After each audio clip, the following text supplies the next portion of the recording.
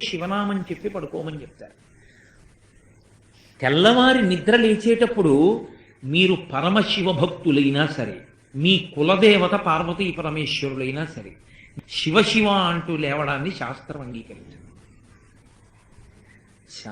శాస్త్రమే. శివుడు కేశవుడు రెండని నేను అంటలేదు, కానీ దేని స్థితి దాందే అంతే. నిద్ర లేచినప్పుడు మొట్టమొదట నోటి వెంట పైకి రావలసినటువంటి మాట ఏదో శాస్త్రమే నిర్ణయం చేసింది. ఇంకా వేరొక మాట ఏదీ నోటి వెంట రాకూడదు. మొట్టమొదట తెలివి రాగానే రావలసిన మాట ఒక్కటే, అది 3 మార్లు పలికి లేవాలి మనసం మించింది. శ్రీహరి శ్రీహరి శ్రీహరి అన్నారు.